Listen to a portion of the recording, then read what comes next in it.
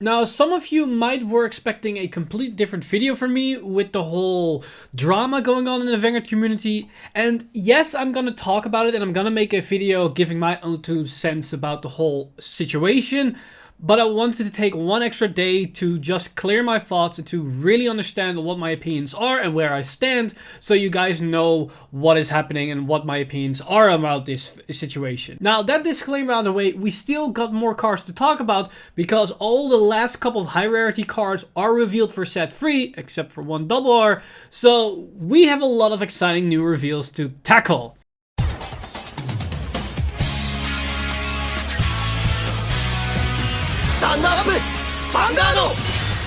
Hey Cardfighters, welcome back to another Cardfight update, and today we've got some more high rarity stuff for set 3, and it also rounds up almost the entire set as we're nearing the release date for the Japanese release of set 3, Advance of the Intertwined Stars. So without any further ado, let's jump straight into these cards because we have quite a lot of cards to tackle. Now that said, we're going to begin with the touchy subject because I want to bring out the Dark States cards right at the gate so we have that covered and we can move on from this situation. Now I want to clarify once again, I'm going to talk about the situation tomorrow, so now I'm going to be very objective and just talk about the skill and not about the actual implications of what's happening within the community with this card.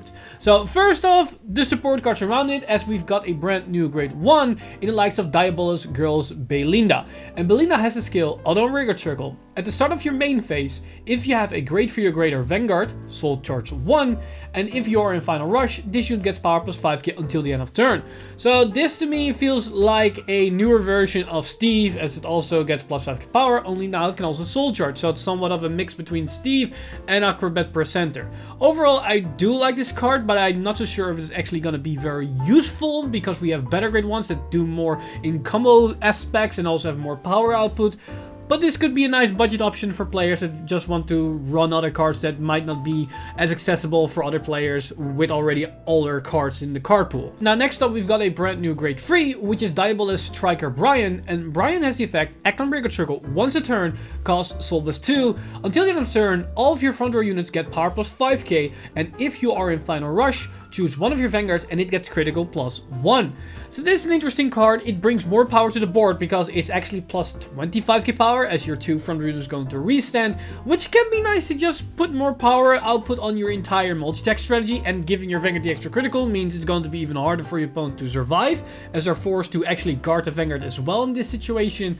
But Soul Blessing 2 cards could be tricky depending on how your deck is built and if you have the resource to actually facilitate this, because it means you're going to use 7 soul in one particular turn. So depending on your deck and playstyle, this could be a nice tech option to just increase your power output even further. But then we arrive at arguably the most unfavorite card of the Vanguard community at this current age, as we have Diabolos Returner Derick. And Derick has the effect Continuous Rigor Circle. If you're on Final Rush, this unit gets power plus 5k. This is something we've seen on a lot of grade 2s for Bruce, so this is very usual. But then we got this unique effect, which is Act on Rigor Circle once a turn, cost Counterblast 1, and put a Rearguard into your soul. Choose one of your opponent's Rearguard for every 4 cards in your soul and retire it. Then, if you are in Final Rush, look at the same number of cards from the top of your deck as the number of your opponent's open Rearguard circle. Choose any number of unit cards from among them, call them to the Rearguard circle, and put the rest into your soul. So this actually does 2 things. It is a spot removal that can potentially be multiple Rearguards in one go, and it allows you to create a new field.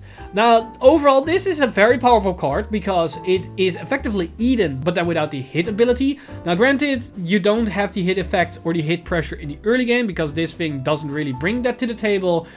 But the very fact that you can now retire anything at will is very powerful, especially during certain matchups. Now, is it likely that you're going to retire 2 cards out of this card? Maybe it can happen, but I think in order to do that, you need to run the new order card, the Pandemonium Tactics, because it allows you to soldier 4 cards, which can set up for this particular card. Now, that means you're going to waste 2 Counterblast, which is a lot of Counterblast you're starting to waste on a more consistent basis, because you also have cards like Protoball Dragon and other cards that can waste Counterblast, so suddenly you actually start to get through your counters a lot faster, because usually Eden doesn't hit. Eden usually cannot get its retire effect off in most situations, but now, because you can force it, that means if you're not careful, you can actually go fast through your Counterblast. But then it also has the effect that is very similar to Eugene, where you can check the top cards of your deck and then superior call multiple cards to the field or potentially to the soul, which allows you to build a board. Now the interesting thing about this card is that it actually combos very nicely with Leonard, because your opponent, if they want to play around Leonard, they don't really call any boosters to the field, which is already 3 open rearguard circles. So if you then use Derick and you retire 1 rearguard, you can check top 4 and then use that. Now, just on surface, this sounds like an amazing card because it retires something and it can build a board. But I want to address, it is not guaranteed value, and because you are forced to put the rest of the cards in the soul, you have the same issues that Eugene has with his skill. If you check top 4 and they're mainly triggers or order cards, you just shave them off from your deck. While at the same time, this also means you're gonna go faster for your deck, even faster than Bruce normally does. And Bruce can already get to situations where they start to go into deck out. If you have a card like this that suddenly just gets rid of probably 3 to 4, maybe even 5 cards in one go, that might hurt you as well. So this card could potentially be very powerful, especially in combination with Leonard. But it might also be kind of underwhelming depending on how consistently this card is going to perform. Now, with Derick done, we can move on to the other nations, and I want to first tackle Cater Sanctuary. And for Cater Sanctuary, we got this brand new grade 1, which is Knight of Heavenly Departure Flip. And Flip has the effect, continues a Guardian Circle, all of your grade 3 units get shield plus 5k. Yeah, this card is kind of underwhelming because it needs to be on the Guardian Circle to even give your grade 3s the shield value. So that means it's very conditional and it's only active probably for 1 attack and that's it. I think this card could actually have been playable if this card stayed at continuous or rearguard circle. But sadly that's not the case, so I don't really think this is going to be all that impactful, maybe for a non-Bastion build, but who knows. Now moving on, we also got the new triple R for Cater Sanctuary, and that is Unsurpassed Heavenly Impact Ragriel. And Ragriel has the effect, auto rearguard circle, when this unit attacks a Vanguard, cost, counter plus 2, and rest any number of other rearguards. Until the end of the battle, this unit performs drive check and get power plus 5k. At the end of the battle, if 3 or less units were rest for this cost, choose 3 cards from your hand and discard them. And if 1 or less units were rest for this cost, choose 2 cards from your hand, discard them. Basically what this does is it gives you access to a rearguard with drive check, so it substitutes a little bit for the Cater Sanctuary over trigger. But if you do not rest more than enough rearguards, you're gonna lose out on cards. Because if you rest 3 or less, you're going to drive check 2, but lose 3, so you're gonna go -1 while you just pay 2 counterless, while you also rest those rearguards. But if you rest 1 rearguard, then you're going to lose 5 cards. So for counter plus 2, you might get a twin drive, but then you're gonna lose 5 cards, which is a -3. Now, granted, this might sound bad, but keep in mind, Bastion's hand size is actually a phantom hand size because most of them are grade 3s. That doesn't really do anything. So depending on your playstyle and how you approach the deck, this could be a card where you're like, you know what, I don't mind discarding these cards because I value the drive checks more because it gives me more consistent access to other things. Because keep in mind, the Bastion Resend effect still applies also if a rearguard drive check a grade 3. So if your Vanguard, for example, attacked, you didn't see a grade 3, this card then can still attack and potentially hit that grade 3 to reset. Sadly, the drive checks are only when this unit attacks and until the end of battle. If it was until the end of turn, this card would have been insane, but sadly that's not the case. So it is going to be a very situational card. I don't think it's going to be played in almost any deck because on surface value, this card looks really bad. But I can see some applications where this card could be somewhat useful for Bastion, but the sheer fact that discarding cards might not be as bad in Bastion, by the sheer fact that most of the cards don't really do anything except if they're on the field as grade 3s, and besides that, they're just 0 shield cards in your hand. Now, the final card that we've got for Cater Sanctuary is a brand new grade 2, which is Drilling Angel. And Drilling Angel has the effect, although when this unit is placed on a rearguard circle, cost, put a unit card from your drop into your soul, look at the 3 cards from the top of your deck, choose up to 1 card from among them with the same card name as the card put into your soul for this cost, call to the rearguard circle, and shuffle your deck. This card, on surface, is effectively just a soul charge 1. You can soul charge a card from your drop into your soul and generate resources. That is going to be the generic situation of this particular card. However, In Hexorb Sorceress, this suddenly changes completely because we know what's going to be on top of our deck. So if we see a card that we really like and we want to get that into our hand, we can just put the copy of that particular card that's already in the drop now into the soul. We get one soul, which Hexorb Sorceress actually uses, and then we can get that card to our hand. Yes, we need to shuffle the deck again, so we lose the stack that we have, but if no trigger were on top, you do not mind for that particular interaction. And we have now more cards that allows us to manipulate the top of our deck, so we can immediately manipulate once again after we shuffled. So this could be a great way to not only generate soul, but to also get more cards to our hand, because it's basically a free plus. In that deck, it's going to be a free plus that generates soul, which is actually really good. So I can see this becoming a really good card for Hexorb Sorceress, and maybe for other Cater Sanctuary decks that want to that need soul, that can also maybe get away with having a chance of a particular card. Because let's say, for example, you're in a situation where you need a particular card for an out against your opponent's strategy. If another copy is in your drop zone, might as well take the gamble, put it into the soul, and hopefully it's in the top 3, and then you have it in your hand. If it wasn't there and you were betting on drawing it, you weren't going to draw it anyways. So this allows you to at least give you a chance to actually draw it, and then after the shuffle, maybe you draw it then. So Drilling Angel could be a very nice generic card for Cater Sanctuary. Now, moving on from Cater Sanctuary, we arrive at Dragon Empire. And for Dragon Empire, we've got some more Eugene support, which actually looks pretty legit. Now, first off, we've got a new grade 1, which is Indirect Fire of Duststorm Alistair. And Alistair has the effect, although when units put on the Guardian Circle, if no units are boosting your opponent's attacking unit, this unit gets shield plus 10k until the end of the battle. So it becomes a 15k shield in certain instances. This is kind of whatever, because it's restricted that your opponent shouldn't be boosting, which they can easily just do, and we already have a 15k shield Blitz order in Dragon Empire, so I don't know if this is actually going to be valid enough. Yes, it's a 7k body, so you can call to the field, but still then it's kind of underwhelming, but who knows, maybe it might actually be useful because Eugene has the whole check X cards to the deck and call them, so you might maybe not want to run as many order cards, so you can increase the value of that particular skill. Now, talking about order cards and Blitz order cards, we do have a new Blitz order for Eugene, which is actually pretty interesting because we got Ambush, Kill, Smoke, and Kill Smoke has the effect, play this with cost, countable as 1. If your Vanguard is Heavy Artillery of Duststorm Eugene, choose one of your Vanguards and it gets power plus 10k until the end of the battle. So it's just 10k shield. But then it also has the effect, at the end of the battle, choose one of the rearguards that boosted for that battle and retire it. So this now is back row snipe potential, and that means this is effectively a free 10k shield on the Blitz order that then uses one counterblast to retire one of your opponent's units, which is great for Eugene because you already start to clear the board ready for next turn when you are going to retire the rest of their field. But then we get to the new triple over Eugene, and this is actually really interesting because we got Howitzer of Duststorm Dustin, and Dustin has the effect, although when units placed on the rearguard circle, if your Vanguard is Heavy Artillery of Duststorm Eugene, cost, put a card from your hand into your soul, draw a card, choose one of your opponent's grade 2 or greater rearguards and retire it. So this is free retire while you also are cycling and adding more cards to your soul.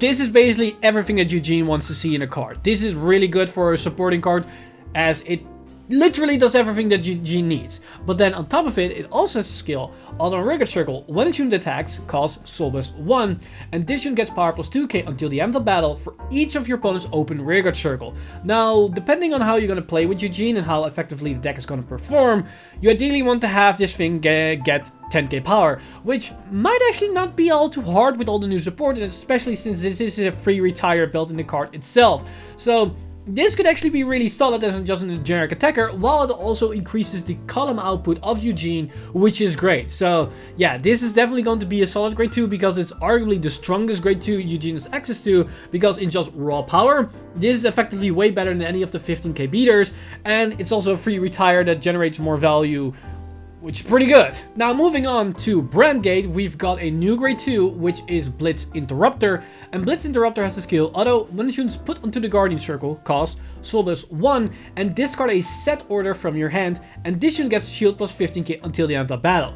So this can be soul plus 1, discard a specific card to get 20k shield. Now, this is an interesting card because I don't really think it's going to be played in the already present builds for Brandgate, because you're not really going to play more set orders in prison. You do in Orfist, but Orfist can, 1, use their soul for more stronger effects, and 2, they have other cards that already generate more shield, which is probably more easier to obtain than this card. The deck where this card actually can work is the new Gravidia Meteor deck, because they're all set orders and you generate soul, so you can use this to just have more shield value. So this might be a card that you can run to just increase the shield output of that particular ride line. So maybe it's gonna be played in that ride line. But within Brandgate, we also got some actual dedicated Orfist support, which looks pretty spicy. And first up, we got this grade 3, which is Cardinal, Draco, Stiljurge. And Stiljurge has the effect, although on Vanguard Circle, when this unit is boosted by a Shadow Army token, cost Soul Blast 1 and Counter Charge 1. It's just resource refunding, which can be great. I don't know if it's good enough that you want to change your soul into counterless, but I think it's actually pretty valid because you can generate a lot of tokens from it. But it all comes down to what you like to see. Again, it is a bit awkward because it's yet another grade 3 for Orfist. And I'm not too sure if you really want to put more grade 3s into the deck, because our grade 2 lineup is looking better and better with every single passing day. And the reason why I say that is because of this grade 2, which is Cardinal, Draco, Destierde. And Destierde has the effect, on a Vanguard Circle, if your world is Dark Knight, this unit gets power plus 2k. If it's Abyssal Dark Knight, instead this unit gets power plus 5k. We've seen this skill on other grade 2s before. It's perfect for just early aggression and makes perfect magic numbers on turn 2 as well as on turn 3. So yeah, this is already pretty good. But then we've got Auto Vanguard Circle. At the end of the battle this unit attacked, cost, retire 3 Shadow Army tokens and stand this unit. So we got multi-tag in Orfist, which is actually pretty great. Now, granted, it's not as strong as you might think it is, because this is still just a 15k attacker.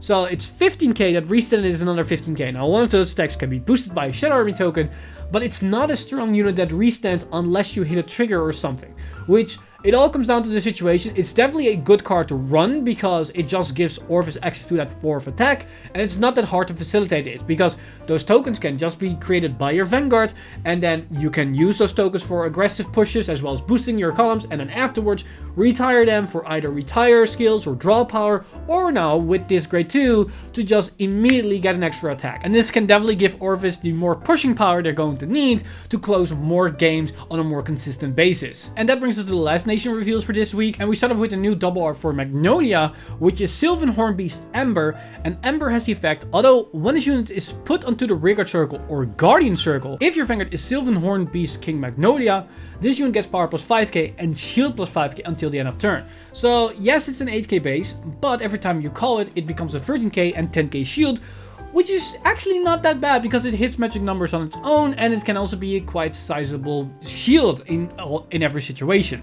Now, interesting enough, it also has another effect, which is auto on back row Vanguard Circle. At the end of the battle this unit attacked, you may return this unit to your hand. This card might be a staple for Magnolia. The reason why I think that is because it actually makes decent numbers. It's an 18k attacker in a Magnolia turn that can attack from the back row. It's the same as any 20k grade 2 because it hits the same on a grade 3. The only situation where it's less good is when you go first and your opponent's at grade 2, but it's only on one specific turn. But besides that, this is always going to be a 13 or 18k attacker and a 10k shield, which your opponent can never remove, because every single time you bounce it back to your hand, which makes it safe from harm, and the next turn you can call it again to get the power, or you can guard with it if you need the shield value. This is a very flexible card that can definitely be run in any Magnolia deck, in any situation, and can even be used for early aggression on turn 2 if you went first, because your opponent is still at grade 1, so you can slam it down as an 8k, you can attack with it, and if they don't remove it, you can just move it to the back and just go ham next turn, which is actually pretty decent. Now, for the rest of the Stoicheia cards, they're all going to be Zorga dedicated support, or at least some of them, because this grade 1 is pretty generic, which is Carrion Handler, as its skills act on Vanguard Circle, cost counter plus 1, and bind this unit, choose an order card from your drop and put it into your hand. This card was almost great. If this card didn't cost a countless, this card would actually be pretty legit, because then it basically meant that this card is a substitute for any order in your drop zone, which means you can increase the consistency of your Zorga engine with Alchemagic, or any order you play in Magnolia or potentially in Flagberg. Because it costs a counterblast, it's not really worth it in my mind, because you lose a unit and you lose a card to just get an order. Depending on how powerful the orders are, it could matter and it could be worth it.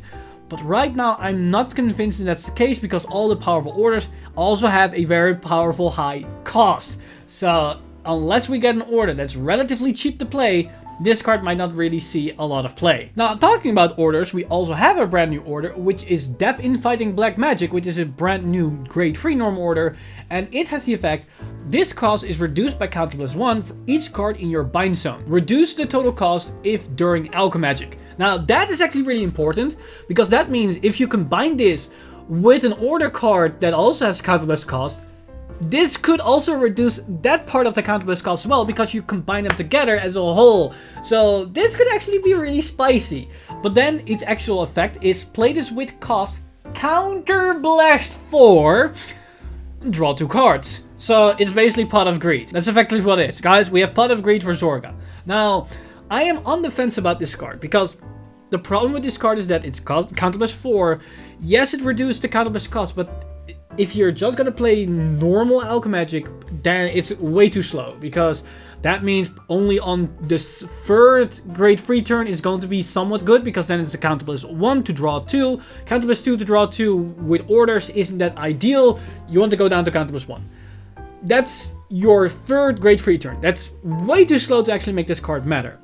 That said, if we combine it with other cards within Zorga that can bound themselves, you can actually accelerate this and suddenly make this thing actually counter +1 or maybe counter +0 on your second grade 3 turn. Maybe on your first, but that's very optimistic. But on your second grade 3 turn, that might actually be pretty damn decent.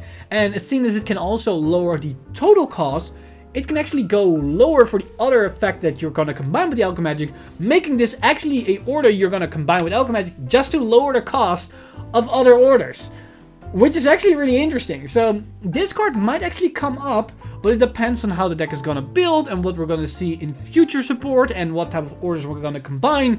But I wouldn't overlook this card just yet. I can definitely see some potential in this order just from the sheer fact that it can combine and interact with Alchemagic on a very spicy way. And then for the final card I'm going to talk about today is a brand new RRR for Zorga, which is Cloaked Shadow. Now, first off, this artwork is pretty sick. Like, the shadow comes out of the wall into this wall form. Looks pretty damn dope. And its effect is actually not that bad, because this card has the effect, although when its unit is placed in the rearguard circle from hand, search your deck for up to 1 order card and reveal it. And if your drop does not have a card with the same card name as that card, discard the revealed card, shuffle your deck. So effectively what it does is you can search out an order card from your deck and you can send it to the drop zone as long as there's not another copy of that card in your drop zone.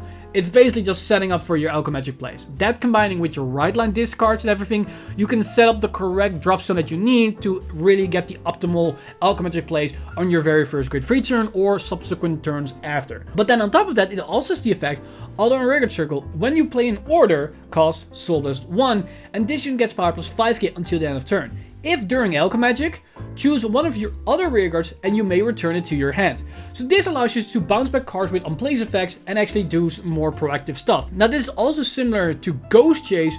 The only difference is that this is during the main phase, so the cards that you want to Ghost Chase needs to already be present on the field. Now you could use Zorga's ability counter +1, resurrect the Overtrigger or Perfect Guard, then use this card's effect when you Alchemagic and bounce back the cards. But it doesn't have to be that order, because you can also bounce back cards that you're gonna Alchemagic onto the field. Because one important thing about this card is that the order of this effect is that you're gonna Alchemagic, that will trigger this order, but you're still in the process of activating and resolving the Alchemagic orders. So you're gonna resolve the orders that you're Alchemagic first 100% completely, and then after that you're gonna resolve this bounce effect that also gives this card 5k power. Which means if you already have a full board, you cannot bounce back and then resurrect units. You first are gonna resurrect units if you have a resurrect order activated in your Alchemagic order, and then after that, that's when you can bounce back cards. So depending on your playstyle, this can be a nice card to just increase your output. It can be a Ghost Chase that's going to be useful for the main phase itself. And it's another 15k beater, which at least gives Zorga access to a more powerful attacker that can also set up for your orders. Which means you could potentially now run less orders in Zorga because you now have a grade 2 that is effectively an order. And as soon as every time you call it, it activates, which means in itself that even if you Alchemagic every single turn, you're gonna lose a certain copy of a card, which then you can immediately send to the drop zone, which then sets up your Alchemagic plays in the first place. So I'm very curious if Cloak Shadow allows Zorga to go back or more heavy on the early aggression, because you can run more units now, because you to some extent don't lose the consistency of having the orders. The only thing that you need to be careful of is the consistency of having the orders early enough for your right line effect. Besides that, you probably are going to be golden with the inclusion of this grade 2. And with that, that concludes all the cards that we got this week. Very interesting enough, for some reason they decided to put all the high rarity triple Rs and double Rs in the card of the day reveals this week. So we are actually almost done with set 3. We got a couple of, I think maybe 1 or 2 rares left and in a whole platform uncommons, but that's about it. So we're almost nearing the end of set 3. I'm curious if we're going to see some more spicy cards being thrown out in the commons and rare department, but we have to wait and see what's going to happen next week. That said, I'm very curious what you guys think of these cards, so let me know in the comments down below. Be aware, I know about the whole thing with Derick. I'm going to cover that, and Bruce, all about that, all the things tomorrow, so please be civil in the comments, because there are definitely more things to talk about than only Derick in this reveals, because yes, we have very interesting, nice cards for other nations as well, which are actually pretty damn good. So let me know all your thoughts in the comment section down below. As always, this video has been brought to you by our lovely Patreons over at patreon.com/VanguardInsider. You guys are amazing. If you do want to support the channel or everything that's happening on the channel, you can simply go to patreon.com/VanguardInsider and become a Patreon today. But with that said, I've Mr. Timely. See you guys in the next one!